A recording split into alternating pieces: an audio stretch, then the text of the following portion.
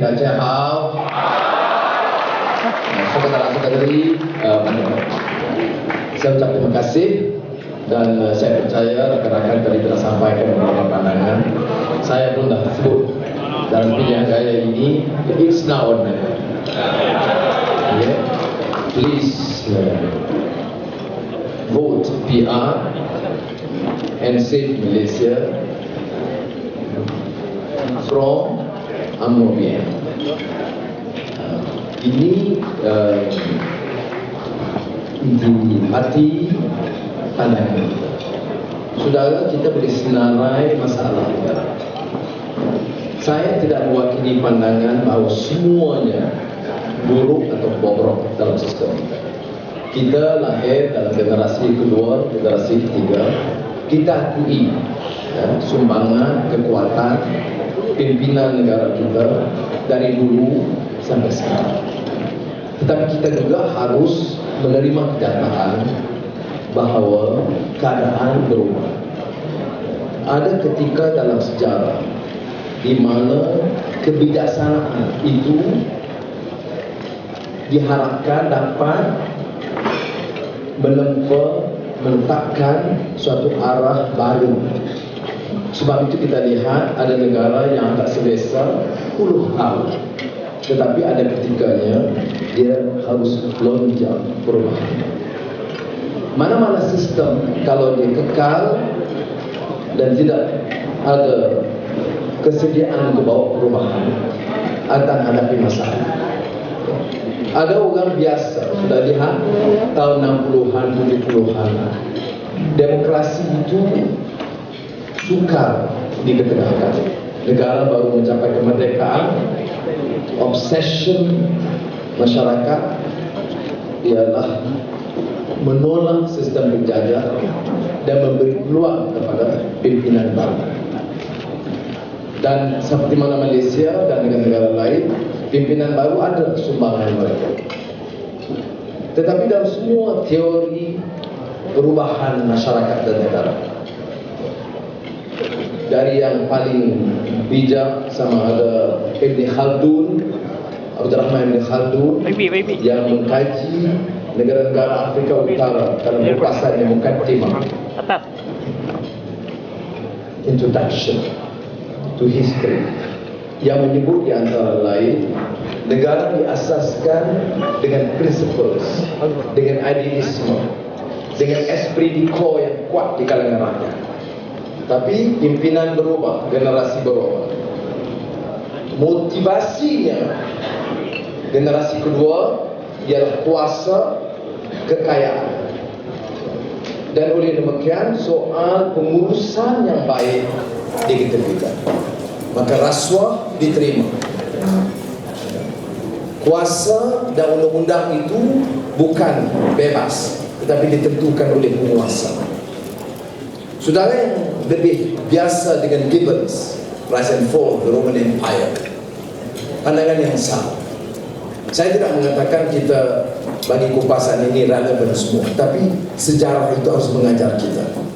Dalam kupasan Gibbons, Decline and Fall, Rise and Fall of the Roman Empire, apa maksudnya?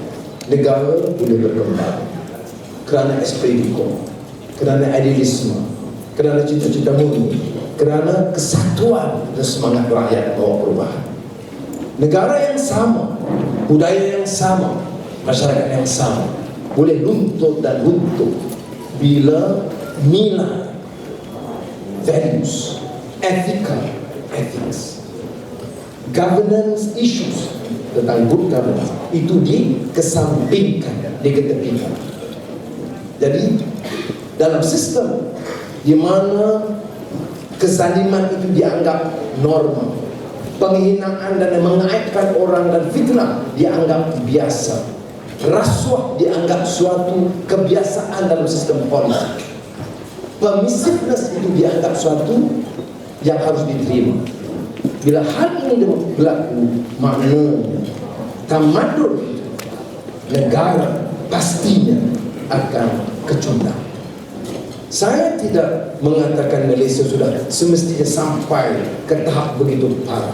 Tetapi kita bertanggungjawab untuk mengingatkan rakyat bahawa ada ketika dalam negara di mana rakyat, bukan pemimpin parti, bukan ahli parlimen, rakyat yang harus sedar untuk menuntut perubahan. Saudara, kalau sudah baca karya-karya demokrasi, termasuk Tocqueville, Democracy in America. Saya sebut Democracy in America, I'm not even sure pro America.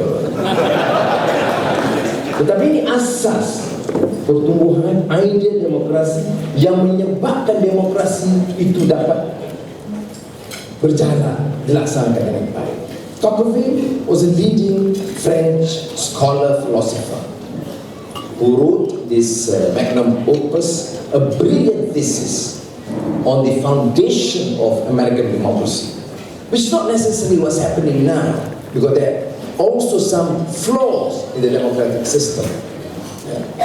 But Tocqueville talked about habits of the heart, kebiasaan hati manusia naluri manusia itu mesti baik. Dia tak kira sama ada Muslim atau Kristian atau Buddhis atau Hindu, Melayu atau Cina atau India. Tetapi untuk menjayakan negara, kecintaan kepada negara, ia mesti mengetuk pintu hati supaya ada kesediaan untuk menerima nilai kebaikan. What is good is good. Whether it's good for a Malay or a Chinese or Indian or Dayak or Kadazan. What is blatantly unjust for a Malay cannot be just for a Chinese. What is clearly an insult to the dignity of an Indian cannot be praised by the Malays. This is the new Malaysian spirit, dictated by the habits of the heart. That we, Malays, Chinese, Indians, Dayak, Kadazan, must think as one, dictated by what is right, what is good, what is just for all Malaysians, regardless of age.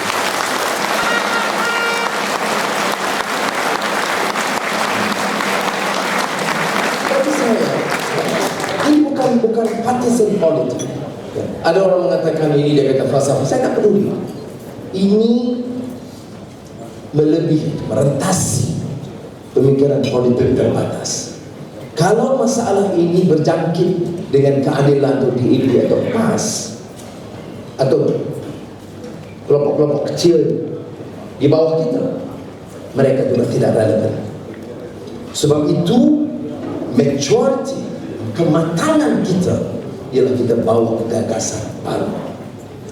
Bagi saya, apa yang dibawa oleh Pakatan Rakyat kita coba di kalangan pimpinan PAS, DAP, keadilan, ialah untuk membuka peta, bukannya peta politik kekuasaan, tetapi peta pemikiran, sense of values and human dignity. Saya tengok, saya pun lama dalam politik, masuk dalam UMNO, BN, tetapi saya tidak pernah saksikan dengan all the flaws and corruption of the past. I've never seen, and by God, I mean it. We're not talking about Anwar or Guan A or the Guru King Aziz being abused and insulted, but I've never seen in this great country of ours such an incompetent, irresponsible Prime Minister or leader who doesn't seem to care about human dignity and justice for all Malaysians. Sampai sekarang, sampai dari bahan lucu, buat bahan lucuan, it becomes a joke about tongging kepada Ambika. But this is not a joking matter for Ambika and the family. The family does not deserve to be abused and insulted in this manner. You know, to emerge as a respectable leader, you must have that sense of compassion and respect for the dignity of men and women. If you have a prime minister who condone and then corruption, insult to human intelligence and dignity, that prime minister must be brought down by the will of the masses.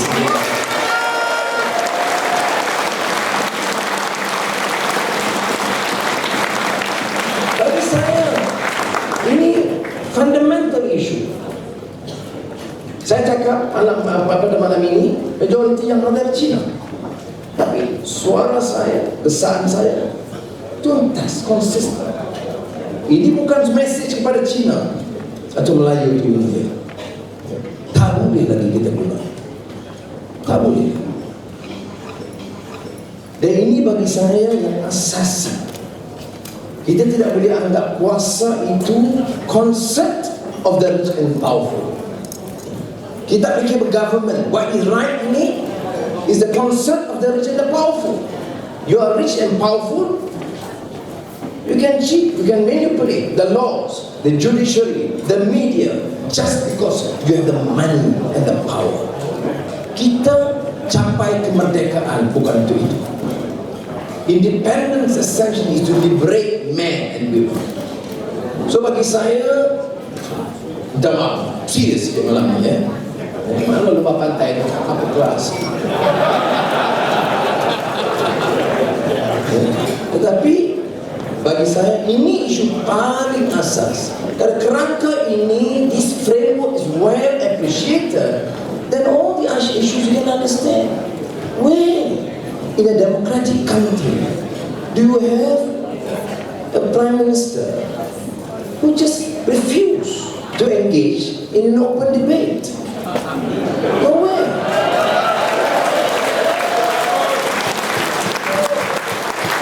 Tetapi dalam masa yang sama, display so much arrogance, and outsourcing. Ada orang kata no.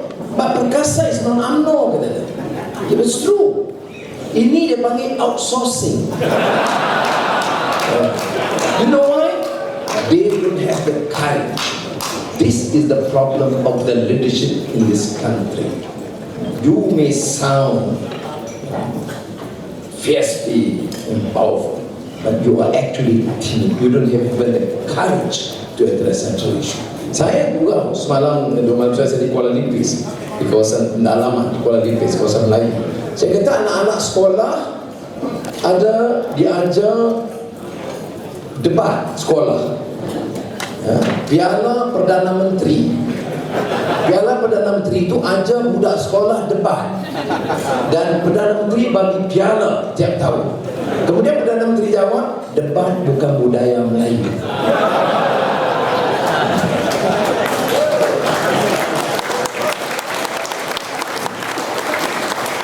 Kalau kita faham kerangka ini, dan apa yang dilakukan terhadap saya atau Puan Eng atau Amerika, ini hanya menunjukkan bahwa politik dan nilai di Malaysia sudah rusak. Sudah, sebab itu saya kata selamatkan Malaysia. Pastikan kita ada semangat untuk bawa perubahan. Ada orang mengatakan, ya, be realistic, you are fighting against the billions. Entire government machinery in force. Orang yang cakap macam ini nampak fatalistic, ada resistance to change, nampak macam tak faham sejarah, ya. Dia lupa bahawa yang mengetuai dan memimpin gerakan nasionalisme dan kebangsaan India itu apa yang disebut oleh Winston Churchill terhadap Mahatma Gandhi, semi-naked fakir.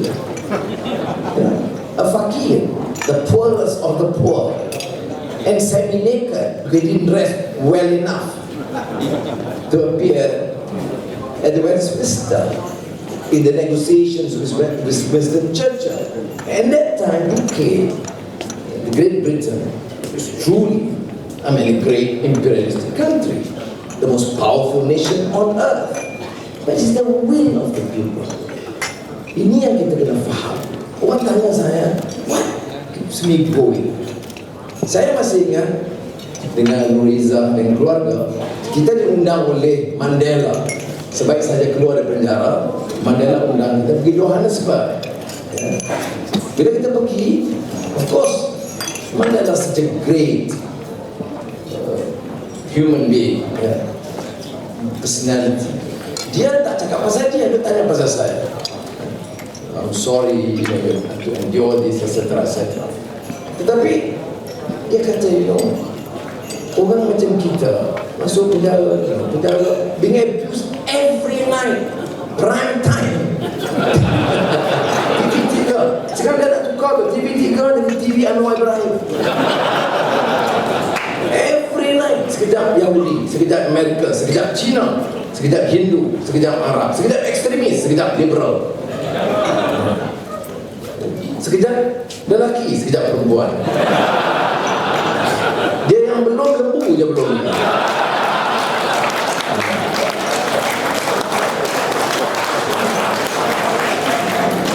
Tapi saya masih ingat dialog dengan Mandela. Dia kata, siapa mau masuk penjara, keluar penjara, masuk luar, kami ada lagi appeal. Ada lagi rayuan. Rencana Najib Osman jangan keep me tight to court. Bagaimana leave the Gopin and the rest. Dia punya kerja mahkamah.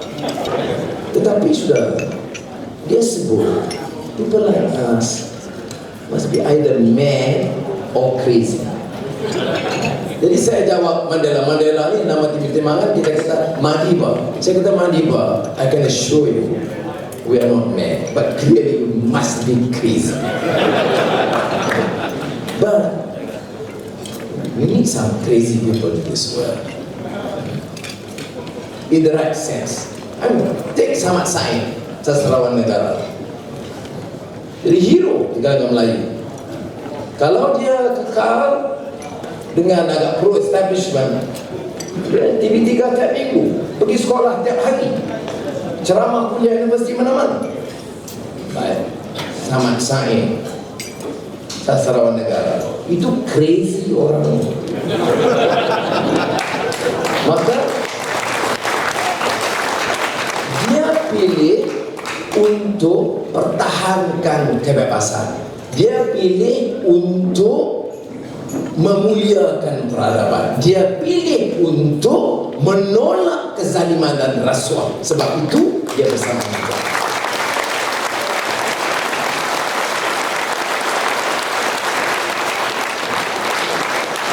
Dan bukan dia seorang.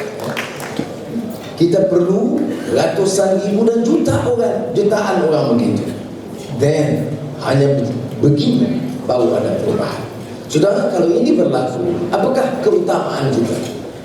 Keutamaan kita tentunya selain daripada saya sebut kerangka menghormati satu sama lain, budaya, bahasa. Saya orang lain. Saya tidak tahu langsung bahasa Melayu, bahasa kebangsaan. Tetapi saya tahu bahawa mana-mana negara di dunia dengan bahasa kebangsaan, dia mesti memberikan galakan penguasaan lain-lain bahasa. Tidak ada negara di dunia yang mempertahankan dasar satu bahasa. Maka oleh demikian, biar kita berikan satu pendirian yang jelas. Semua rakyat kuasai bahasa Melayu dengan baik. Satu. Dua, semua rakyat diberi galakan mau kuasai bahasa Inggeris, bahasa Cina, bahasa Taiwan. Jangan pertikai hak mereka, dan kerajaan harus beri galakan supaya kita matikan kebangsaan.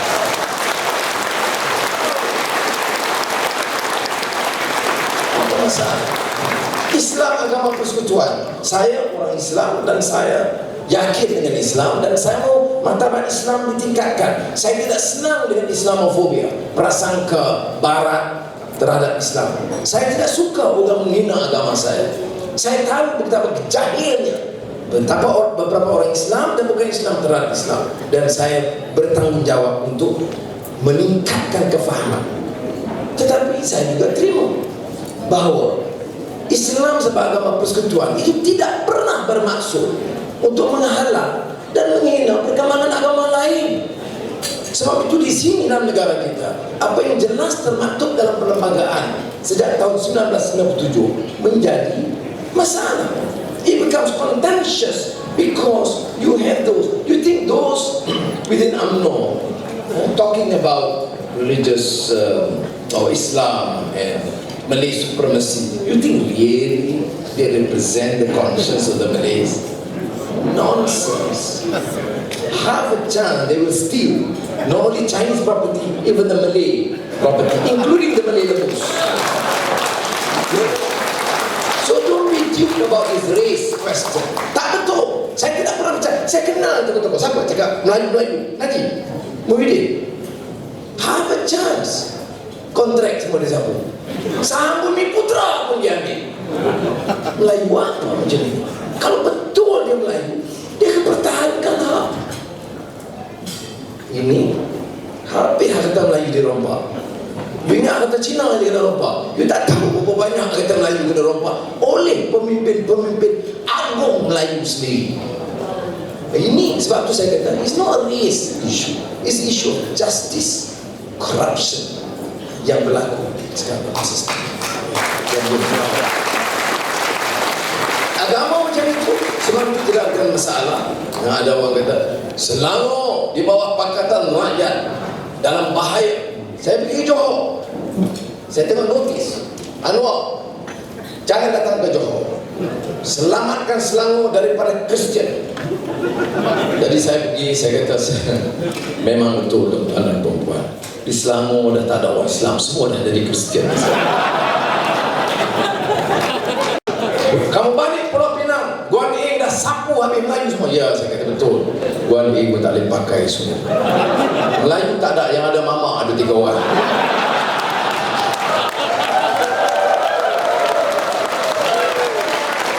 Ini yang kita katakan insulting the intelligence of the masses. What keeps us going, what keeps being, that I trust the wisdom of the masses. Don't underestimate the capacity and the wisdom of our people to think and act and right in their action, to do and fight for freedom and justice. And then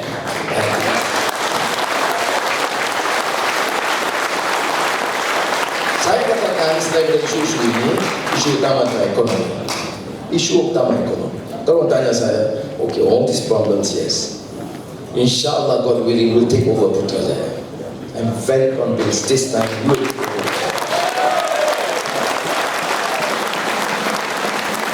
Dan utama kita kena bagi keyakinan, kita kena build up this vast economic potential in this country. Kita tengok wastage, leakages itu puluh-puluh bilion ringgit satu tahun. You baca laporan ketua audit negara. Cuma Malaysia aku tanya, oh kita bukan macam Indonesia. Indonesia itu korup. Malaysia tak nampak. Memang betul tak nampak. Sebab kita belajar dari Inggris, Indonesia belajar Belanda. The Dutch system, you know, they are blunt, they attack you directly, they're very ruthless. The British punya diplomasi, dia panggil gunboat diplomacy. Dia letak kapal perang tepi itu, dia hala, okay, sign. Jadi kita punya level of sophistication is unrivaled. Saya masa saya profesor di Georgetown University, saya juga tugas kerja sebagai consultant World Bank on accountability and anti-corruption measures. So saya ada akses tentang beberapa file, termasuk file mengenai Malaysia. Itulah kali pertama saya lihat betul-betul tentang apa yang disebut commission dalam isu beli kapal selam Scorpion. Tetapi apa yang menarik, okay, corruption itu dalam banyak negara. Tapi apa yang menarik katanya, untuk satu pembelian, one procurement, Scorpion isu ini menunjukkan commission atau corruption yang paling tinggi per procurement. Dari situ kita masih pertahan rekod dunia yang membangun.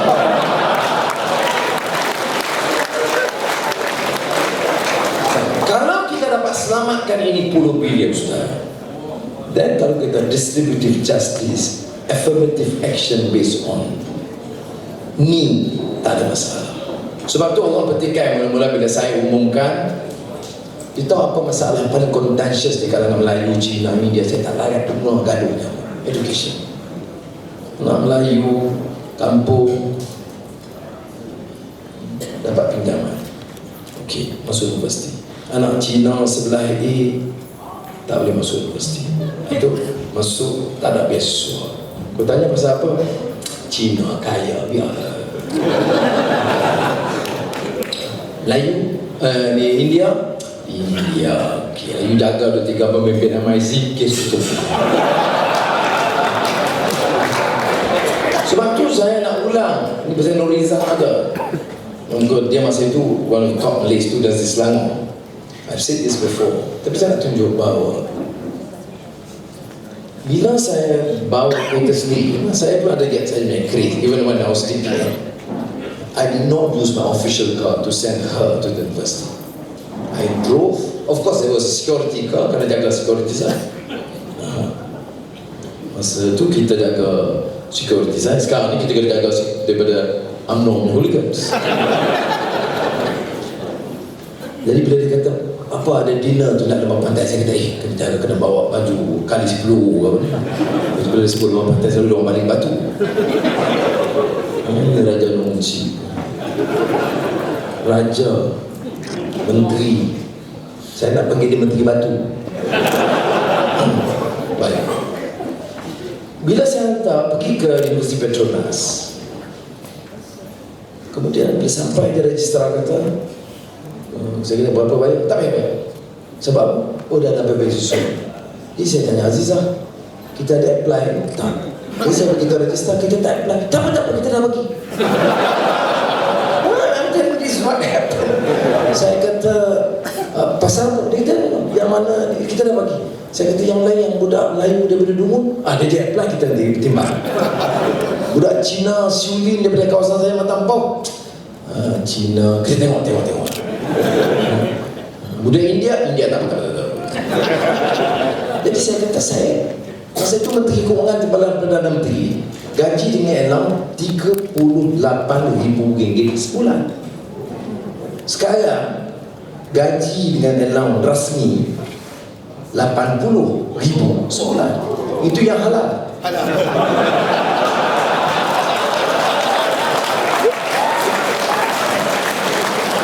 Yang lain yang cakap kontrak bagi ke anak Jenongci, bagi juga ke anak ada kontrak.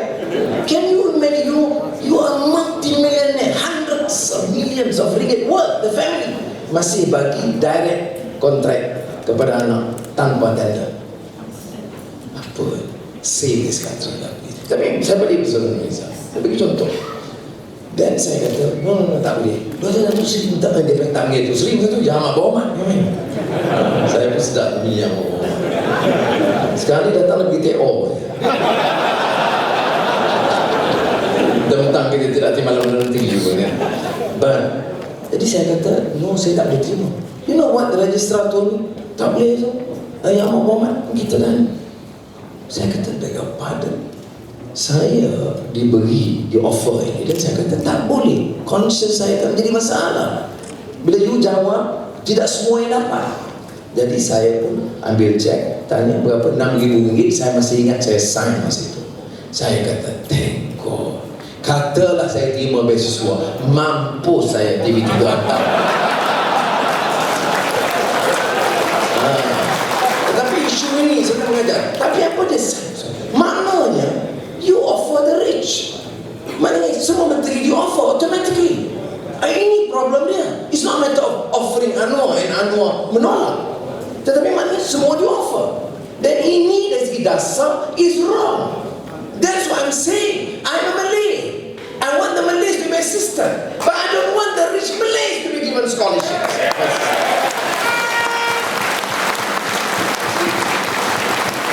And I want this country, the poorest Indian, the poorest Chinese and Dayak feel and they know that under this leadership, our Pakatan Rakyat, these guys are fair. Malay, Chinese, Indian yang deserve, they will help. That is the spirit yang kita mahu.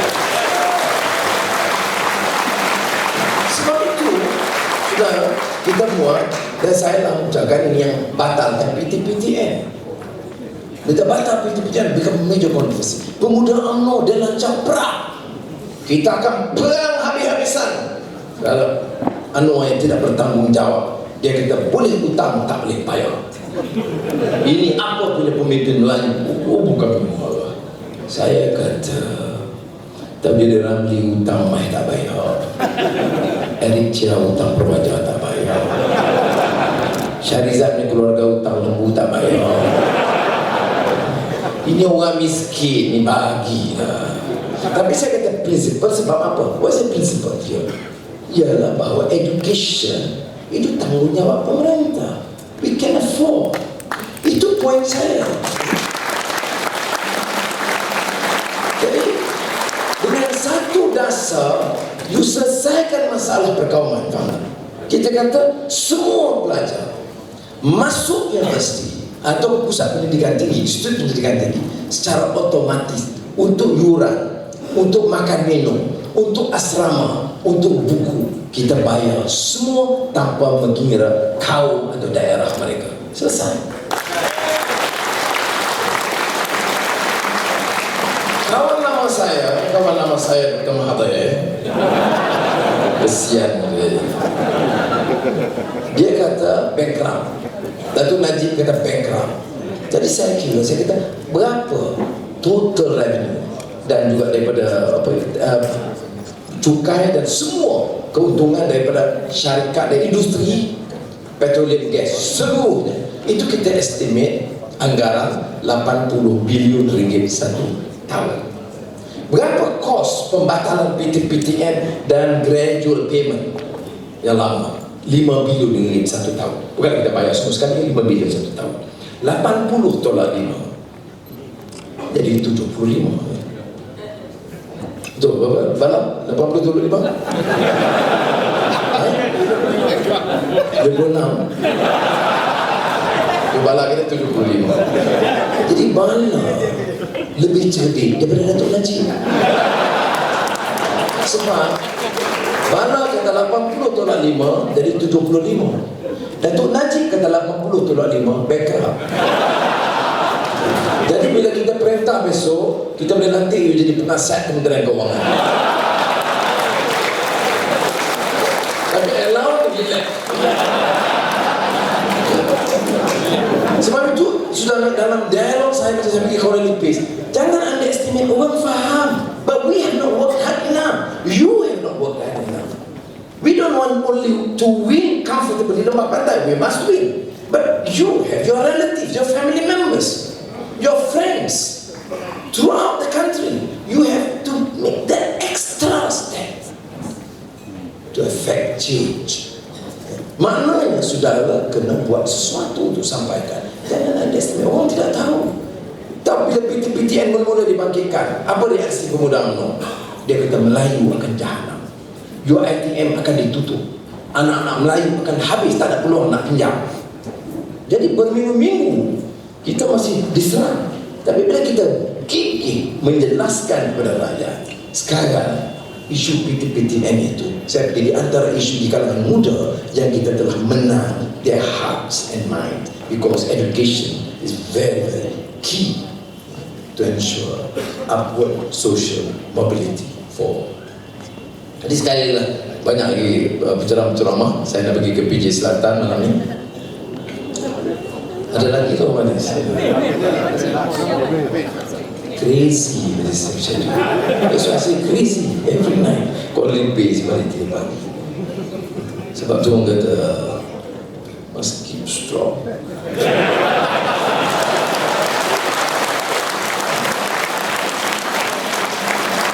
Yang kata apa rahsia? Rahsia senyum, ginseng. Rahsia juga is a good family. So I'm very fortunate.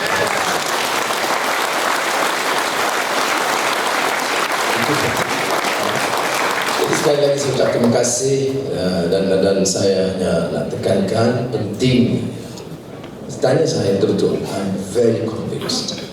Kalau Najib convinced dia menang, dia dapat election akhir tahun sudah. Dia tangguh bulan Mac. Bulan Julai, Election Commission SPR telah book semua helikopter Sabah Sarawak. Election was due last week sepatutnya, atau this week Julai. Najib bila sampai last moment, last minute, semua dah kata okey, maknanya semua persiapan mau jalan. Dia tanya Rosmah,